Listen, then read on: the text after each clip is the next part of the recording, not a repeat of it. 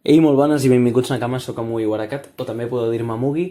Bé, el vídeo que us porto avui no és de ninguna secció en concret, és un vídeo suelto, però igualment pinta interessant. Comencem!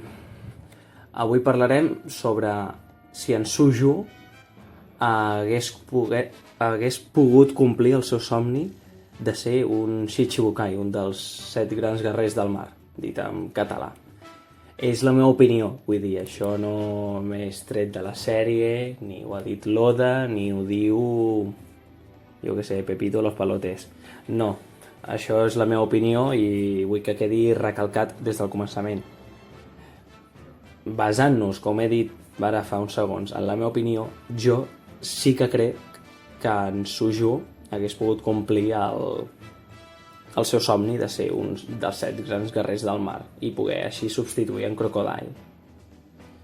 Que bé, hagués sigut bastant graciós i peculiar que el veritable substitut d'en Crocodile hagués sigut en Suju i no en Barba Negra.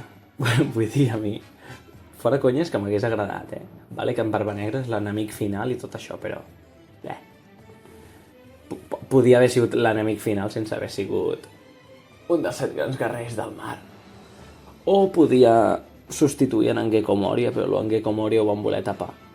Bé, sense anar-nos en del tema, que sempre ens passa, jo sí que crec que l'hagués pogut substituir, el que passa que després és com que va deixar el seu somni enrere perquè va ajudar els dels barrets de palla i després quan van descobrir que la ciutat d'or sí que existia, per una portada del manga vam veure que estaven buscant la ciutat dels somnis o alguna així, o sigui, després del time skip. Però si hagués seguit aquest somni en Suju, jo sí que crec perquè vale que tenia una recompensa baixa de 36 milions de berris, que en aquells moments de la sèrie potser era una així, no molt baixa, però sí, o baixa, però estàndard, perquè per Jaya. Però aviam, en Buggy va arribar a ser un Shichibukai, un dels 7 grans guerrers del mar, amb una recompensa de 15 milions de berris. No sabem si després de la guerra de Marineford li van augmentar, però jo crec que no li van pujar la recompensa perquè directament en Mr. 3 va rebre la carta aquella dient que és del govern d'esto. Vale que potser sí que l'haguessin pujat perquè van descobrir que tenia relació amb en Roger i amb en Shanks i tota la moguda aquesta, però igualment els altres Shichibukais tenien una recompensa baixa, tipus Crocodile tenia 81, la Boa Hancock tenia 80, i vale, que sí, són bastant més altes, però clar, en Suju tenia quasi 40 milions. Tenia més que la primera d'en Ruffy. No sé, jo crec que si no s'hagués, perquè vale que ell el primer cop que va aparèixer diu, no, és que estic aquí en el meu territori apalancadet, que vale, potser aquell sí que era el seu territori, perquè va demostrar que podia fer la punyeta qui s'acostés amb el cop de sonar o ressona, allò que feia allò i ressonava i destrossava tot el vaixell, podia fer molt la punyeta a la gent que se li acostés per allà. Però jo crec que va ser una mica pretensiós, perquè estava allà i diu, no, jo estic aquí apalancat, no, aquí en mi trono dorado, anava a dir el trono vacío, i estic esperant que em vingui a buscar els del govern per donar-me el títol dels 7 grans guerrers del mar. Està bé que t'apalanquis i tinguis, jo sóc així d'esto, i si s'acosta algú, el destrosso amb el micro aquest tan guatxi que tinc.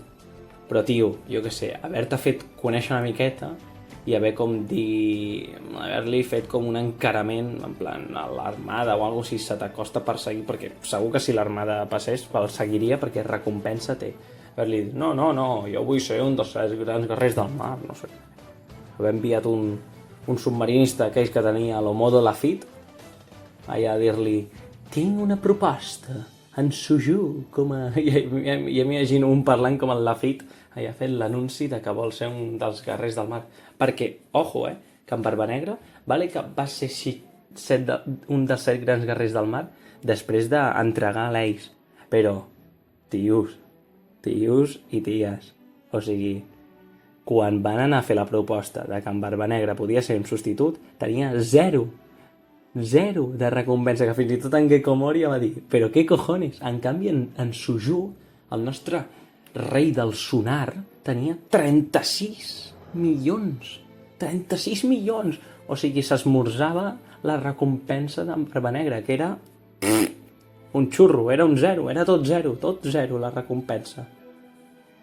O sigui que jo apostaria que sí que podia haver sigut un dels 7 grans guerrers del mar, el nostre rei del sonar, Suju. Dit això, li voldria dir a en Suju que en un altre moment, si hagués sigut una mica més espavilat i no tan un pèl pretensiós, és que és rei del sonar, això ha sonat un pèl una mica pretensiós per la seva part. Però bé, dit això, ja està tot dit, de la meva opinió. Podeu aquí a la caixa de comentaris, a la caixeta que està a sota, dir què penseu del somni aquest que tenia en Suju i de si el podia haver aconseguit o no. I bé, com sempre us deixo aquí a la caixeta d'informació al meu Twitter personal, que si voleu estar informats de coses del canal i tal, doncs us recomano que em seguiu, perquè vaig informant de tant en tant. També us deixo la wiki catalana de One Piece, la pàgina web on tenen tots els episodis que van doblar al català penjats, i també la pàgina on tradueixen al català i els pengen els capítols del manga. No els tenen tots, però bueno, a poc van traduint i tenen bastants. Dit això, fins la propera. A reveure, Nakamas. De totes maneres, em podeu deslligar el què, nois? Sí, esclar, i què més? Si vostè desapareix, algun de nosaltres haurà de substituir-lo. Ei, un moment!